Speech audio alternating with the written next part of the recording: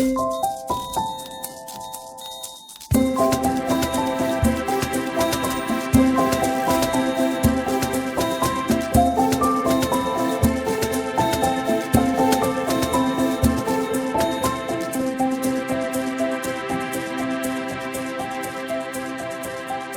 Segura, me da muchísima emoción que poder conversar contigo acerca de este libro, de este nuevo libro. Bienvenida antes que nada, ¿cómo estás? Muchas gracias, Irma. Pues muy contenta de platicar contigo.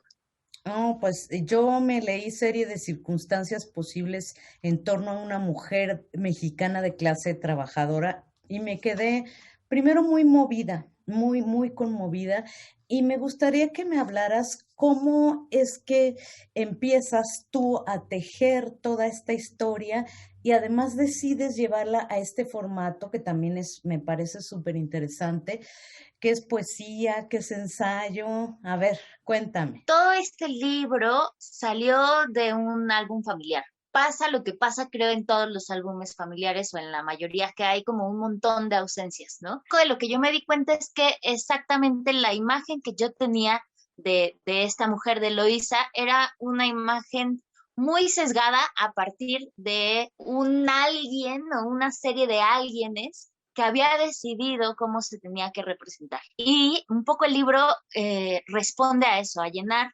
una serie de huecos de las cosas que nadie me quería contar o que ya no me podían contar porque, digamos, después de la muerte de mi abuela hay un montón de cosas que no hay, a las que no hay forma de acceder, ¿no? Todos esos procesos históricos o esos procesos económicos o incluso esas estadísticas o esas cifras que aparecen, por ejemplo, cuánto costaba una cajetilla de cigarros en determinado año y cuánto cuesta años después.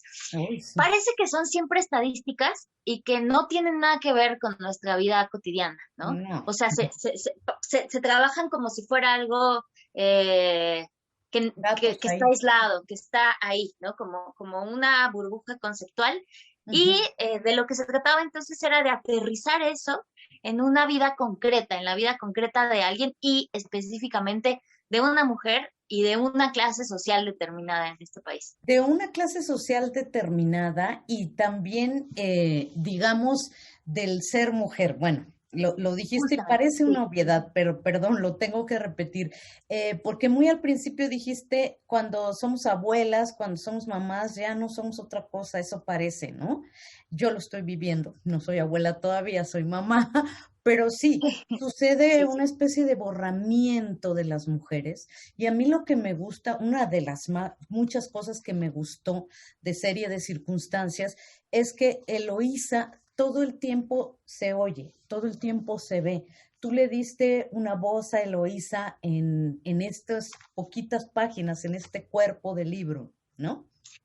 Sí, más que darle voz, creo que es una reconstrucción y por supuesto hay mucha ficción. Intenté muchísimo quedarme con el tono medio cínico, el tono al mismo tiempo amargado pero divertido, ese tono que era muy de Eloísa, ¿no? Un poco lo que te digo de prestar atención tiene que ver con eso, con enfrentarme a ciertas cosas y decir, a ver, ¿qué habrá dicho Eloísa respecto a tal, ¿no? O cómo habrá Eloísa reaccionado respecto a esta otra cosa, ¿no? Y creo que eso también tiene que ver con un momento que es este en el que te reconcilias con las figuras femeninas que tienes a tu alrededor. Una vez que empiezas a leer de feminismo y empiezas a pensar como de una forma más generosa respecto a las otras mujeres, te das cuenta que muchas de las decisiones que tomaron o muchas de las cosas que a ti te molestaban profundamente, en realidad estaban ancladas y enraizadas en una imposibilidad de decisión o en una cosa de no poder decir que no o de no poder elegir lo que querían para sus vidas, ¿no? Y en ese sentido, creo que era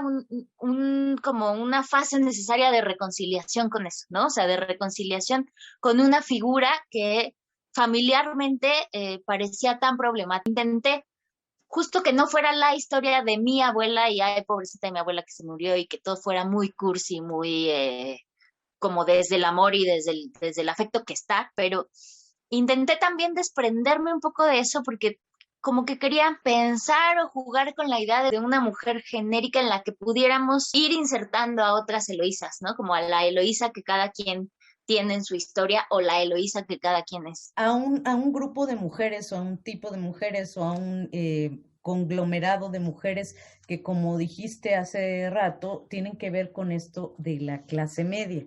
No creo que todas las mujeres, madres, abuelas de México, pues, no hablemos del mundo, podrían vivir esto que vivió Eloísa, pero sí mi abuela, por ejemplo, mi mamá, ¿no?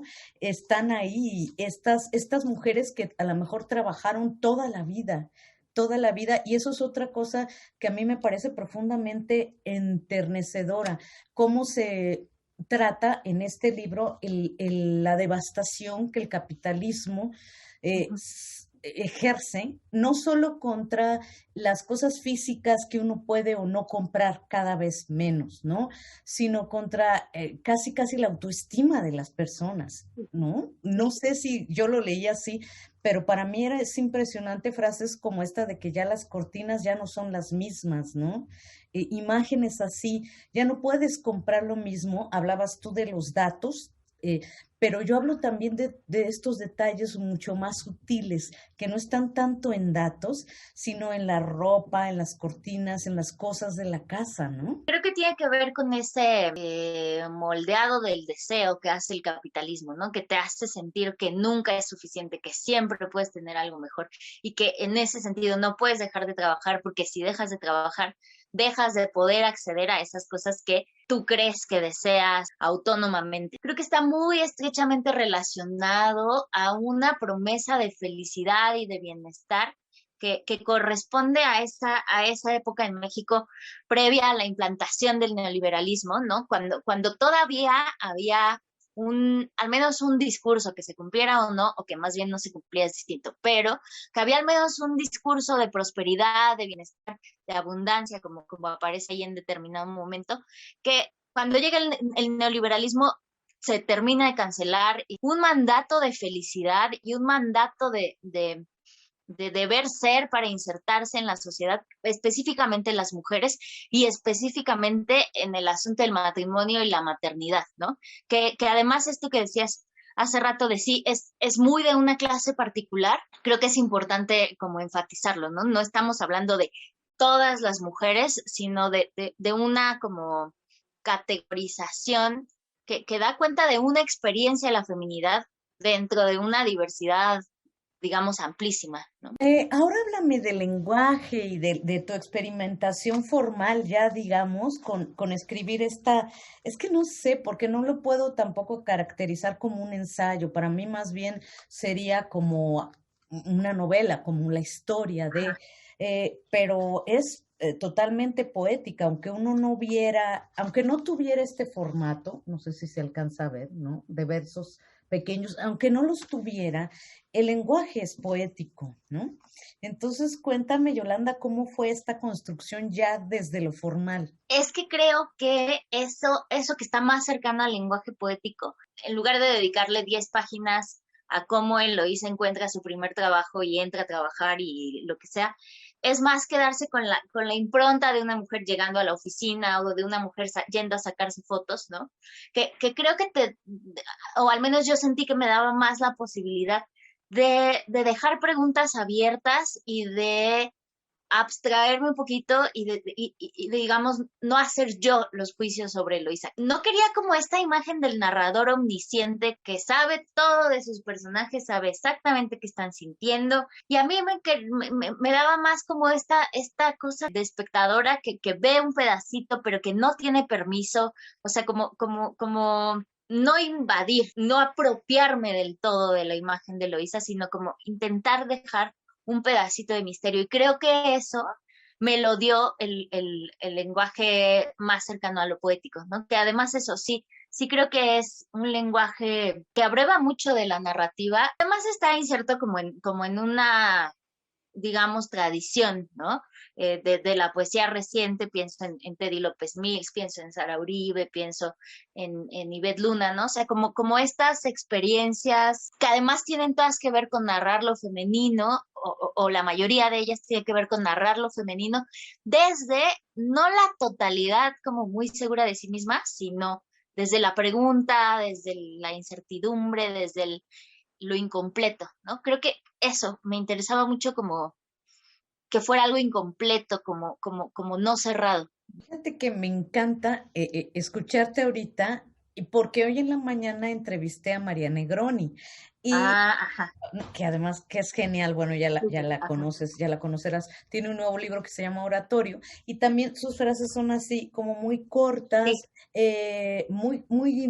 podría decir muy concretas, pero no, es lo contrario, es como esta observación del mundo en donde hay más preguntas que respuestas y y donde como a no través hay, de estampas, ¿no? Ujú. exacto, y no hay explicación, ¿no?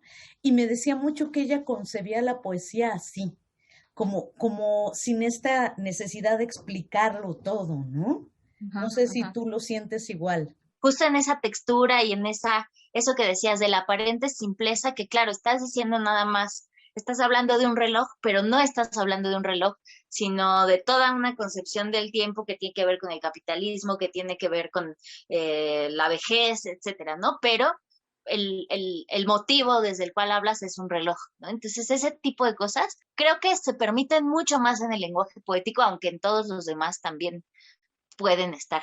Hace rato que hablábamos del deseo, es que me acabo de encontrar una parte que de verdad fue de las cosas que a mí me conmovieron muchísimo y te lo traté de decir, pero bueno, nadie lo dice mejor que tú, que fue esto de el color de las casas de su clase trabajadora llamada clase media ya es deslucido, las telas son ásperas, las cortinas se compran en un almacén barato, las tiendas caras tienen aparadores para que ella vea todo lo que no alcanzó a hacer, toda la ropa que le habría quedado perfecta.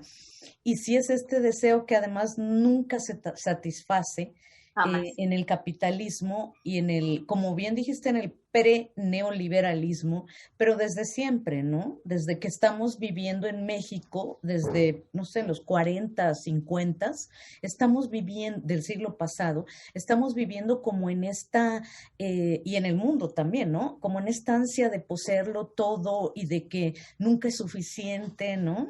Y que esto tiene mucho que ver, te decía yo hace un rato, y en el caso de las mujeres, fíjate que lo siento muy particularmente, a veces como hasta con la autoestima, no sé si lo pensaste Totalmente, así. sí, sí, con la autoestima y también con esta regulación de los cuerpos de las mujeres, ¿no? O sea, al final el asunto de la ropa y del maquillaje tiene que ver con un ideal de mujer que además es un ideal de mujer puesto para el consumo masculino. En ese sentido, es ahí creo donde se articulan un montón de cosas enloquecedoras, si lo pensamos bien, que es eso, la autoestima, el deseo, el consumo, la idea de qué cuerpos son deseables, también como un concepto de juventud, etcétera. El capitalismo es dueño de nuestros cuerpos y específicamente qué hace con los cuerpos de las mujeres, ¿no? Que tiene además un montón de matices, por eso este libro está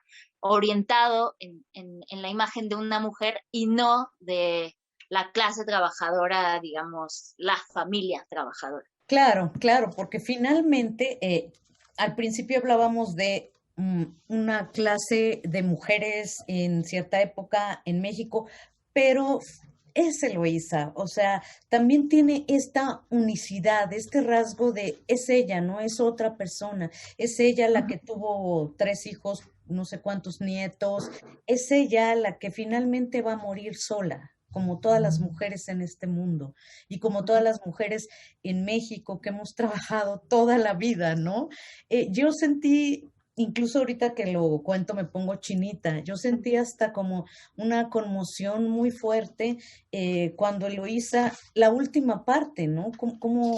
Y no estoy haciendo spoiler, bueno, tú dijiste al principio que era tu abuela, entonces podemos Sí, ya no decir hay que más spoiler que ese, ¿no? ya no hay más spoiler que eso. Eloísa muere el 27 de septiembre y ya pones una serie de datos, 183 años después de que se declarara la independencia de México, 32 años de que Echeverría decretara la ley del instituto, bueno, del Infonavit, etcétera, Cedillo, etcétera, ¿no? Siempre relacionado con lo que ha pasado en el país pero no deja de ser ella la que vivió todo esto. Es profundamente conmovedor. Esta historia me resultaba complicada de entender y te diría que ni siquiera estoy segura de haberla entendido. O sea, igual, si mi abuela viviera y leyera esto, diría, pero qué tonteras estás diciendo, yo no pasé por ahí, ¿no? Para mí fue la pregunta, ¿cómo voy a contar una historia familiar sin que sea una historia que solo me interesa a mí, ¿no? O sea, porque es decir, la abuela de todos, el abuelo de todos, es la persona más extraordinaria del mundo y al mismo tiempo no, ¿no? O sea, porque si todos los abuelos son extraordinarios, entonces ninguno lo es, ¿no? Y era como ese juego de también, por eso creo que está tanto la intención de desprenderme, ¿no? O sea, sí de pensar en la singularidad de Eloísa, pero de retraer el juicio, que a lo mejor en vez de decir Eloísa está triste, se vea que Eloísa no puede dejar de pintar su casa, ¿no? Hacer una especie de retrato que no implicara la enunciación directa sobre cómo vivía ella la vida, porque además no lo puedo saber y aunque pudiera saberlo, igual no me gustaría tanto, digamos, imponerlo, ¿no? Totalmente, totalmente se ve que no hay ninguna intención de imponer nada ni de describir como decíamos al principio, ¿no? Como es esta naturaleza de este poema, porque si es un poema yo diría a la vida de Eloísa, a la vida de muchas nosotras y a la resistencia, creo yo, ¿no? Sí. A cómo encontramos maneras para, pues sí, para resistir a todo esto que nos toca vivir. ¿Te pasó por la mente también el concepto de resistencia, la idea, el deseo de resistir? Sí, muchísimo. Y también me pasó por la cabeza de que no toda la lucha y no toda la resistencia que hacen las mujeres, pasa por el nombre del feminismo, ¿no? Y creo que este es uno de esos ejemplos, ¿no? Entre la imposibilidad de decidir y la inconformidad y el estar todo el tiempo como no contenta con la vida que tenía y al mismo tiempo siendo incapaz de renunciar a muchas cosas, creo que ahí hay una resistencia y hay también una vocación de encontrar y de conectar con la vida y de ser alegre. Esos pequeños destellos de luz, que esto se articulan en la idea de resistencia, en la idea de sacar de una mujer que saca a sus hijos, sus hijas adelante ella sola, por ejemplo, ¿no? Que no es de ninguna forma poca cosa. Para nada, para nada. Y creo que sí, resistencia como en la felicidad de los Ajá, pequeños detalles, ¿no? Esto mismo que a veces se nos hace tan pesado como es la jornada que tiene que ver con los cuidados, ¿no?